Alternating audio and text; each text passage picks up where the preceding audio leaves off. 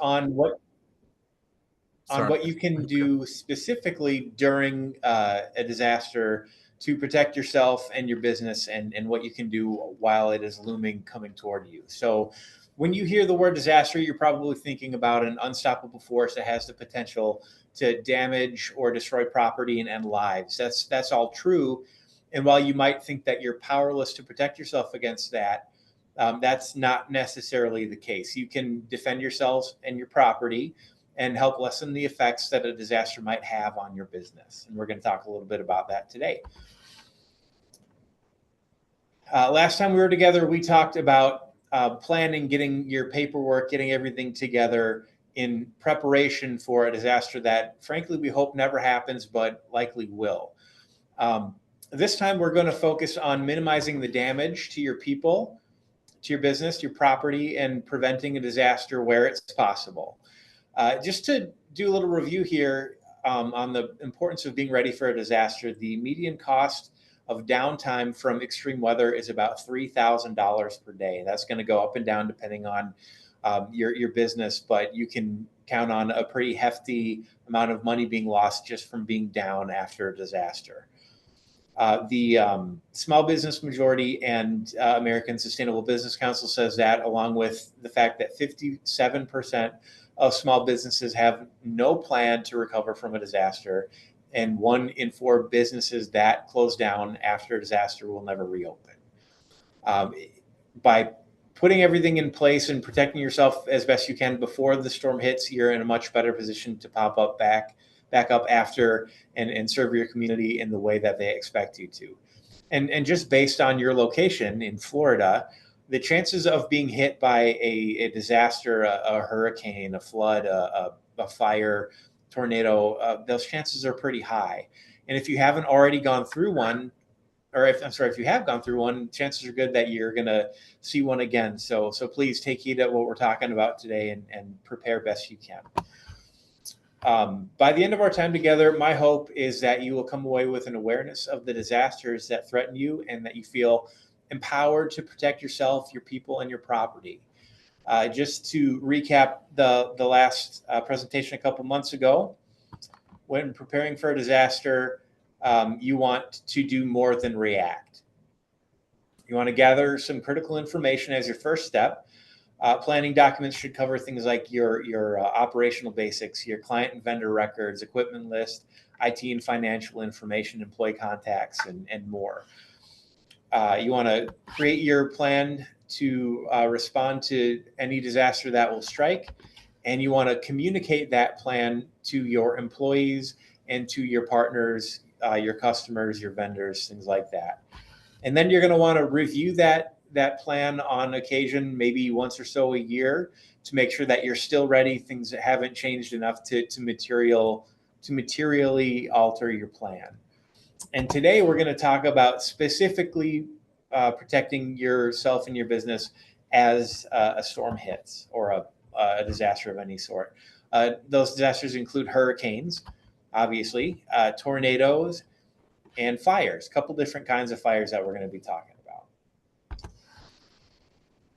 If you attended the disaster planning webinar, hopefully you're familiar with at least this very first section of the Open for Business Easy document, which helps you to identify the risks that you face. They can take many forms and are unique to each business. In the Southeast, you're concerned with, again, hurricanes, flooding, tornadoes, and fires. Elsewhere, people are dealing with earthquakes, drought, and other extreme weather events, which are becoming more and more frequent, as they are in your area as well. If you've gone through the first couple exercises in the OFB Easy, you'll have ranked the risks and determined your vulnerability. Okay. And hopefully you'll be ready to take action. And doing that first step in the OFBZ is going to help you be ready to take that action right after we're done with our presentation today. So the first step in protecting yourself from any disaster is knowing that it's coming. It's easier said than done sometimes. Not everything can be predicted, but if the forecast does warn you of, say, a weather event, time might be limited. But having that limited notice is better than not having any at all. So a weather radio is going to be a must for any business. They're inexpensive, $25, sometimes a little more, but they can run on AC power with the battery backup. And they're only going to sound when the National Weather Service issues a weather alert. Also consider following social media like X, used to be called Twitter, Facebook, other services where your National Weather Service and your local weather groups are present.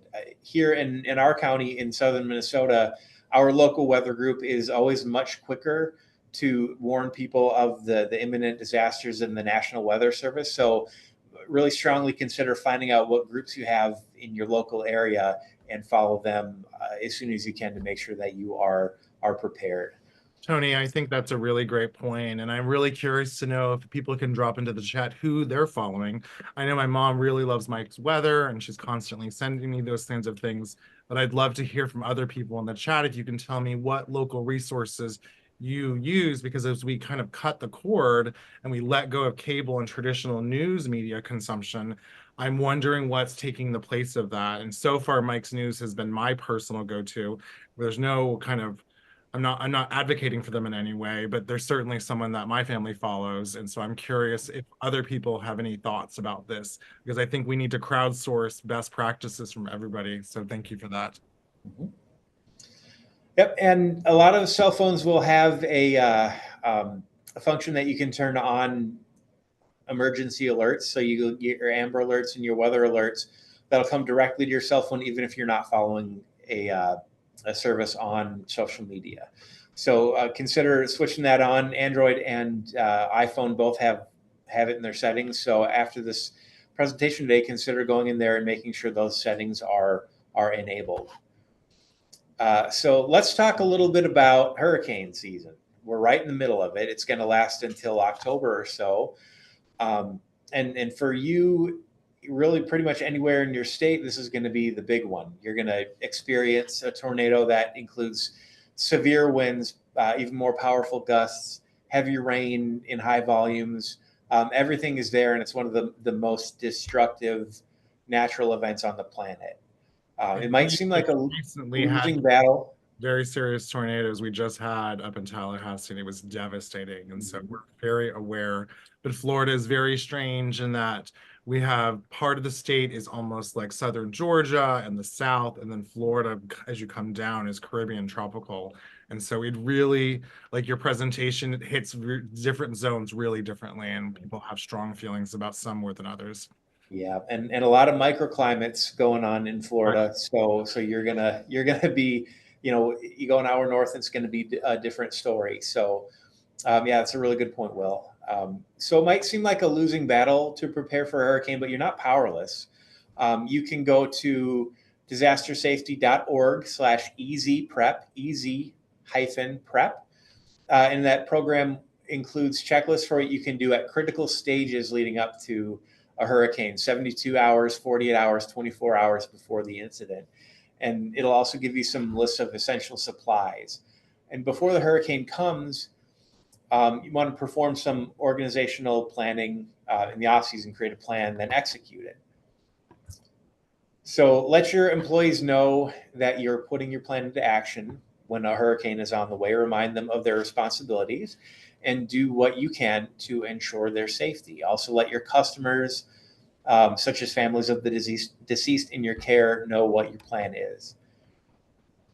You want to protect your building by inspecting the roof and the roof drains, making any last minute repairs you can, trim your landscape back, paying attention to dead limbs that can come loose in high winds, anchor any exterior equipment that you can, or move it indoors. Even a trash can become a missile in high enough wind. So you'll want to make sure everything that's mobile is as secure as you can possibly make it. You'll also want to unplug unneeded electronic equipment, which could suffer damage from a power surge. If you have storm shutters or plywood to protect the windows, install those. Also create a protective barrier around your building to channel any possible floodwaters away. If time is limited, pay special attention to doors and other floor level openings. Sandbags are a good option, but you can also find inflatable berms, flood-resistant metal or composite panels, or even water-filled tubes that will function similarly to a sandbag and could be easier to fill if you're in a pinch. You'll want to move anything mobile to a place where it has the lowest chance of being damaged. Move your vehicles to a garage or other storage space, or even behind a structure that could hold up to heavy winds. So you're at least reducing the likelihood that something is going to be swept in and damage your vehicle. And that'll minimize the damage and help you get things up and running. Finally, you have, or when you've provided for your own protection, see if you have any neighbors who need a hand. A hurricane doesn't discriminate in its path of destruction, and it certainly doesn't choose what it carries in its winds. So if you can help neighbors clear their property of loose debris, you have a better chance of minimizing your own damage while showing your business is a valuable community contributor. That's such an enormous and important point. I think often funeral homes are in a place of advanced knowledge. And so we really can deepen how we disseminate information that we have access to. This is an enormous opportunity to build your social media presence, Facebook page, Instagram, whatever you're using as social media, because you can become a source of information and a source of trust. And that really can develop your kind of footprint in your community. I think that's an enormously important idea, both on the real life in terms of visiting with your neighbors immediately next to you whose trash can might fly to your window, or through social media and sort of the telephone train of information that you're disseminating. Funeral directors are at the front of funeral emergency management, and we are in a really special position to leverage that with our community. And as a storm passes over your area, you're going to definitely want to stay inside. I know the pole is going to be there to go witness what's going on and kind of live through it firsthand. But these storms can be incredibly dangerous. And as we've talked about before, things can be flying and strike whatever is in their path without any warning. The only thing that should bring you out of your shelter is a situation that threatens your immediate safety, like a fire. Okay. So stay inside and stay connected. Your weather radio, phone, or whatever device you use to get updates is going to be invaluable to you here. It'll keep you apprised of any developments in the storm, whether or not further evacuation is going to be needed, things of that nature. So you can adapt to any changes and be ready to act once your storm is through.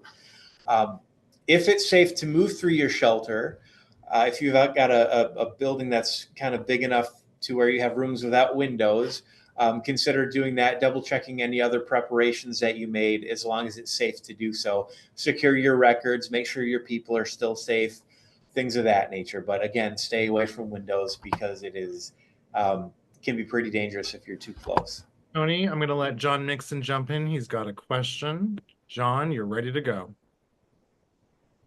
Thank you. John, did we lose you? I'm asking you to unmute. We're having some technical difficulties here. 1 second. Can you hear me? Can. Okay, we're just popping up with conversations about parking and body storage and phone trees, etc. Any thoughts on that? I mean, absolutely. And I interjected that, so I'm not going to throw that onto Tony, but he's more than welcome to sort of say that. But I think, like, in many ways, like, this presentation is a moment for us to slow down. We're in hurricane season. The waters are very warm this year. We're going to have an active hurricane season. And so this is so important that we start having these, like, just gentle conversations.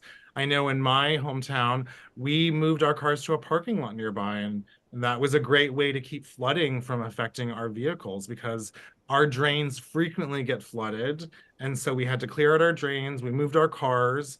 And then body storage is an enormous conversation to have. I mean, that's a huge thing. I don't even want us to touch that because it's so big. But right now with EDRS and the glitch and the cyber attack that just happened, we are all at capacity in our mortuary coolers. And so everybody has to have a plan. It's not simply okay to just be like, we're going to embalm everybody right now as fast as we can. That's too rushed of a thing, in my opinion. But we all have to start having these conversations because we're going to experience power outages. We need to be talking about generators. In the past, we've helped each other with generators and we've driven equipment. And the disaster committee home of the 31st Annual IFDF Conference and Trade Show. We're going to mute My name you. is Heather Bernier. I'm the Associate Executive Director for the Independent. Sorry, we have technical I'm difficulties. gonna go. Done. And so in phone trees, that's just like a really old school kind of thing. Like, who are the people you need to talk to and be in contact with the most? Get those set up. I mean, I have a Signal, a WhatsApp, and a text thread, and it's just a really great way to sort of be in communication with each other. Tony, if you have any thoughts, please jump in. But also, those were my interjections, and I own those. I think that's all really well said. Excellent points. Perfect. Yep. And so once the storm has cleared, you're going to want to make sure, first and foremost, that your people are safe, that everyone is accounted for, and hopefully uninjured. After that, you'll want to survey your property, starting with kind of the inner circle, right around you, make sure it's safe to venture out. And once that's done, you want to take a look at the exterior of your building, your property at large, and survey that property for damage, taking some pictures to help document the damage. We'll talk a little bit more about why that's important in a few minutes. And you're going to want to call just the people who are kind of closest to you and in the best position to help you move forward. So making sure that you're not making any unnecessary calls directly after you're going through a storm. It's going to be really important because the system's already going to be stressed. And we're going to talk a little more about that too in our next section. And then just, execute the applicable elements of your post-storm plan, reschedule services with families if you can, or if you need to, help them make alternative arrangements if the level of damage is such that you can't serve their needs in this unexpected time. Or you might be able to move your services to a different building. Will had mentioned, creating a network for communication. That same network can be used for planning for moving services to a different spot and helping each other out in a pinch. You're going to want to make sure that you're leaning on your community and that your community can lean on you as well. And that's front and center at our association. We have a committee that does this, and we actively have been doing this the last few years. I hope to see us building that infrastructure even further. We know the kinds of things that are going to happen because we've experienced them. We've had funeral homes completely demolished by hurricanes, and it's huge, and it really impacts us. And so one of the big parts of our mission is to protect and preserve. And we do this by having this programming, by building robust communications, and show up when our professional colleagues need assistance. So let's talk a little bit about tornadoes. What you're looking at on the screen right now is not one super mega storm. It's actually eight photos of the same tornado ripping through the countryside, and it just evolves as it moves forward. In Florida, so this is something I learned not too long ago. Florida is pretty susceptible, at least parts of Florida are pretty susceptible to tornadoes, especially the Panhandle, the Jacksonville area. There's a lot of tornado activity in that area. Just this year, there's been just shy of 50 tornadoes that were cited in the state of Florida. It ranges from 20 to 80 every year or thereabouts, but this year has been pretty active, and you're going to continue to see more as these storms ramp up during the heavy season. They often will form with very little warning, so it's important to know the signs. You're going to see rapid drops in temperature generally. Dark clouds are obvious. A lot of heavy winds, large hail. When those things come together, when you see one or more of those things happening, chances are good that you're going to be in a tornado watch.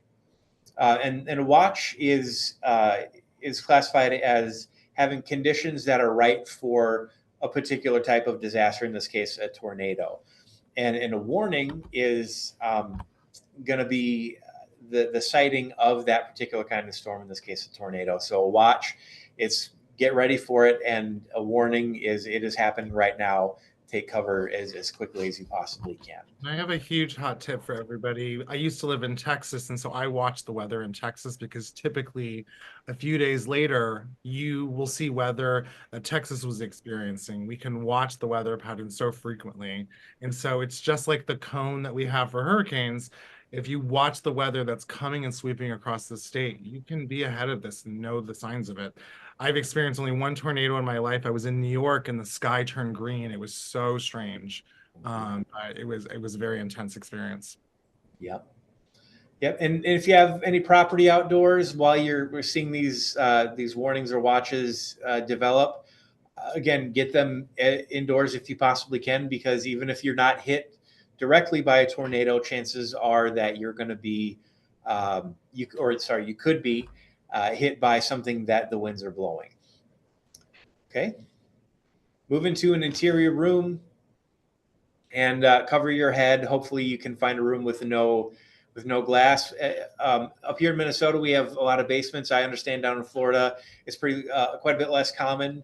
So a bathroom, maybe a storm cellar, and if you are in a bathroom, a bathtub can shield you from certain things that are blowing around, as long as you're low enough in them, covering your head and making sure to help other people protect themselves while this is all going on. If you are in an outdoor area, get out of the vehicle as soon as possible, leave it where it is, and get to a low-lying area, maybe a ditch, where the tornado has a lower chance of passing directly over you, and where you can protect yourself from flying objects. Also, it's highly recommended for driving on the interstate. I've seen people climb under the interstate and go under the overpass and get really tied up in there. And I've seen that being recommended also. So those are both really good options. Also, that could be. Yep. People in Florida have glass everywhere in rooms. As a child, I was involved in Hurricane Andrew, which was a very deadly hurricane.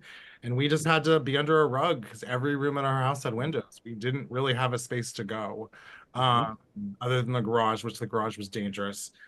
So yeah, absolutely. And so when the tornado has left the area, make sure that you take care to avoid post-storm injuries. If you have escaped with little to no injury, the danger is not 100% over yet. There could still be things, structural collapse that could happen. Maybe you could come in contact with a live wire, but you want to avoid those dangers and administer first aid to anyone in your immediate vicinity that has suffered an injury. Okay, you want to survey the damage in your immediate area. You are in danger of experiencing, again, structural collapse, exposed electrical wiring, sharp protrusions, and then you want to call your emergency services to ensure that they've been dispatched to your area. And once they arrive, follow the directions and stay out of harm's way. There's a few things that you might want to do when a tornado hits, but you want to avoid as much as possible entering a damaged building. Even a building that appears undamaged can be damaged. You are at a much higher risk to be injured or killed in a building that has been damaged. So stay away from them as much as you can. Keep your curiosity at bay, and let the professionals handle rescues and things of that nature. You also want to avoid making unnecessary phone calls. Call your mom to let her know you're okay, but then get off the phone and make sure that those lines are available for emergency services and other people who need them on an emergency basis. You don't want to obstruct an already strained emergency communication system. Okay, so now I want to focus for a couple minutes on disasters that you can prevent. And in specific, I want to talk about fires. So fire prevention is an everyday activity. Do you have a process for managing the risk of a fire? Do you have checklists maybe that will help you inspect and maintain your facilities and vehicles? Do you use them on a regular basis, annually, monthly, weekly, daily? Is training regular and consistent on processes and procedures? Are you paying attention to the details? How seriously do we take fire mitigation efforts? Is the checklist kind of a pencil whip, or are you given thought and consideration to all the different entries in that checklist? If you conducted a random safety inspection today, what would you find? Fire prevention is an everyday practice again and requires a lot of attention to detail. Just a little bit of a peek behind the curtain.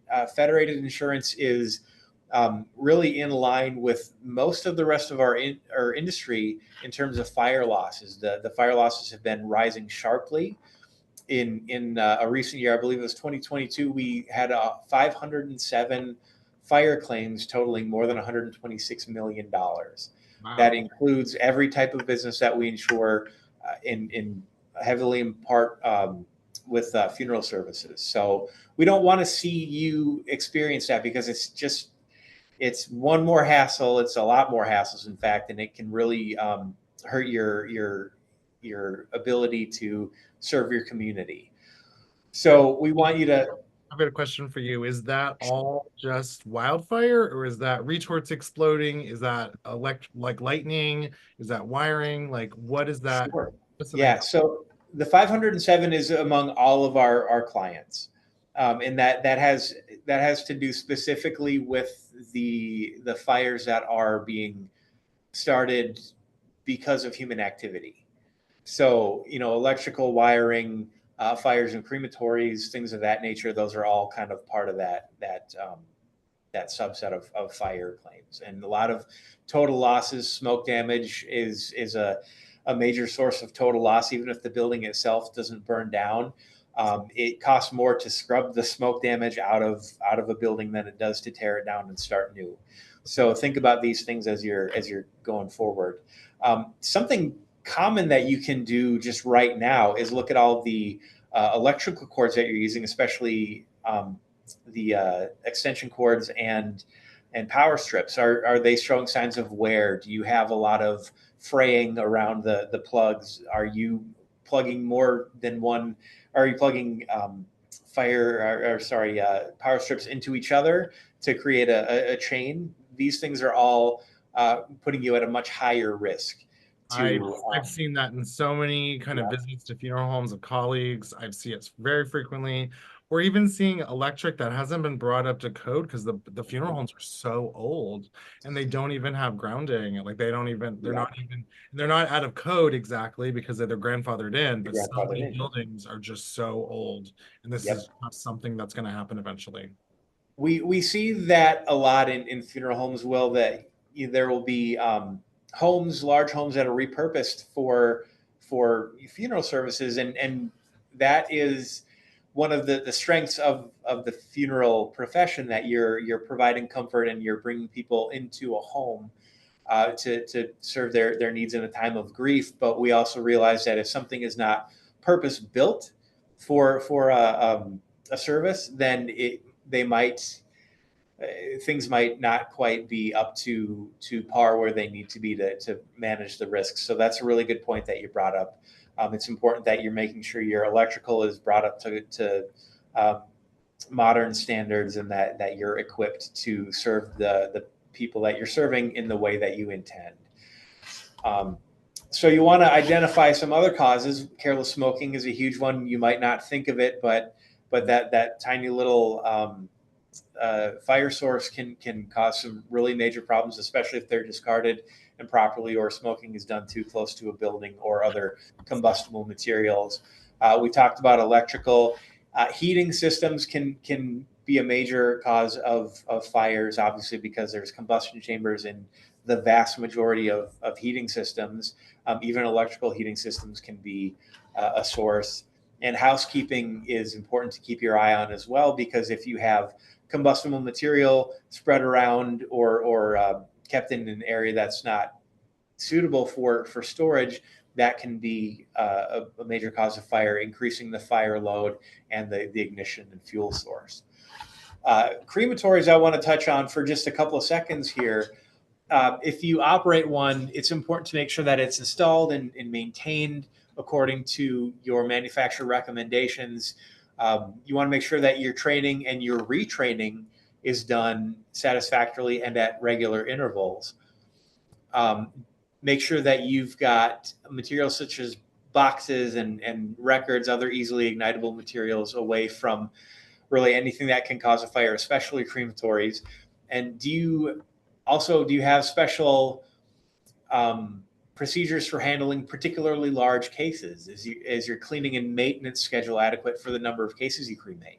So all these things, can be a little bit covert, and you might not realize that you need to pay attention to them. But if you look on the right of the screen here, we produce a number of checklists that can help you keep an eye on the very things that could cause an unexpected fire in your business. Now back to the kind of the natural disaster sorts of fires. So wildfires, and before you kind of check out here, Florida it's generally got a lot of moisture. You're not going to be experiencing too many wildfires in your area. But I checked a site before I got on today, and it looks like there are 2 wildfires burning in Florida just at the moment. And right now, there's one's 1,000 square acres. The other's about 1,600. But we all know how those things can get out of hand really quickly. And I want to bring up this picture here to illustrate that. This might look familiar to you. This is the Miracle House in Lahaina on the island of Maui in Hawaii. August of last year, this island in the middle of the Pacific Ocean experienced a devastating wildfire, which knocked out a good chunk of this town, if not the entire town, except for this one building, this one house. Again, the Miracle House, it is a miracle, but it's also a really good illustration of sound risk management principles. So have you ever heard of defensible zones? These are the areas around a building that you're going to want to focus on in very specific ways. In zone 1, the red one in the middle, 0 to 5 feet, is where you're going to want to focus the most of your attention immediately around the building. This should be your non-combustible space. It should have minimal combustible material, no combustible material if you can, within 5 feet of the building. And if you do want to maintain shrubbery or other combustible landscaping materials, remove any dried or dead vegetation regularly.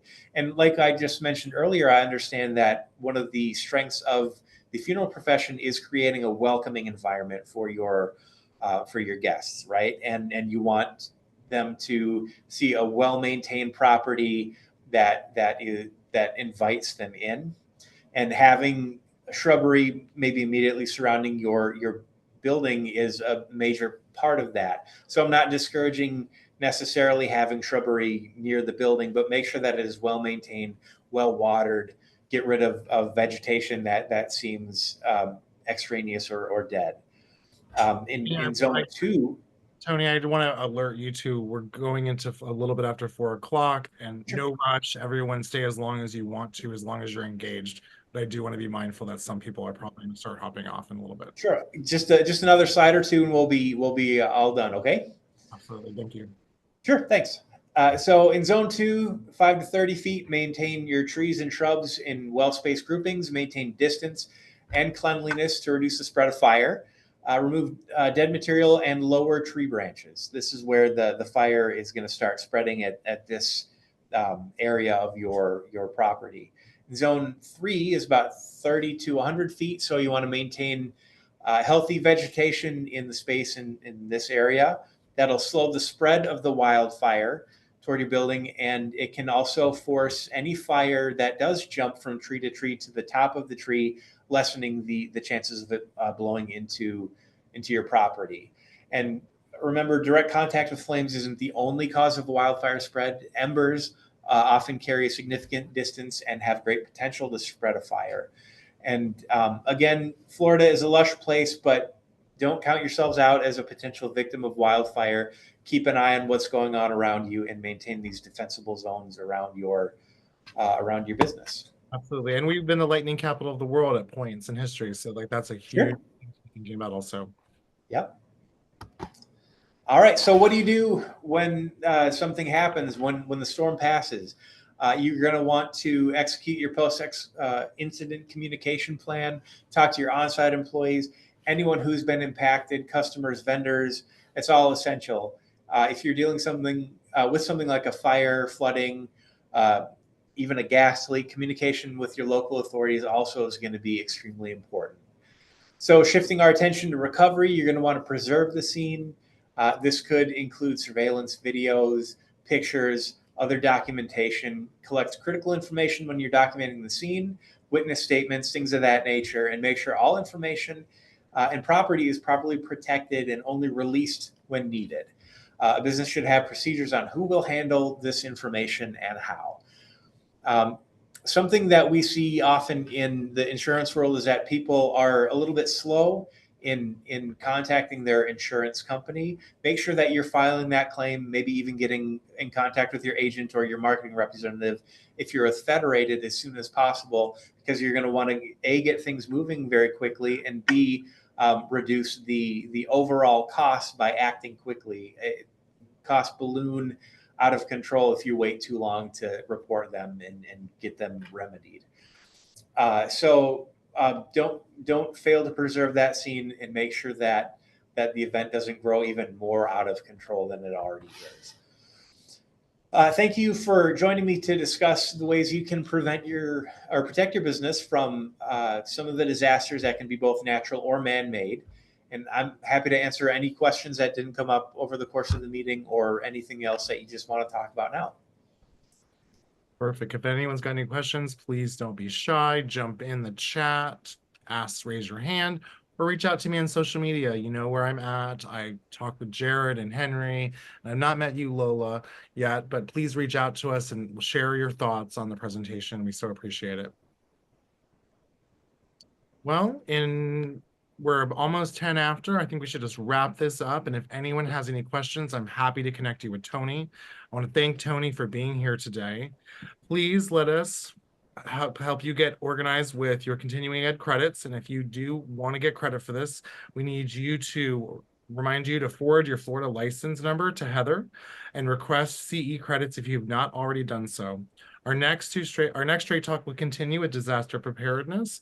And the next presentation we're going to be doing, Tony, can you tell us a little bit about that?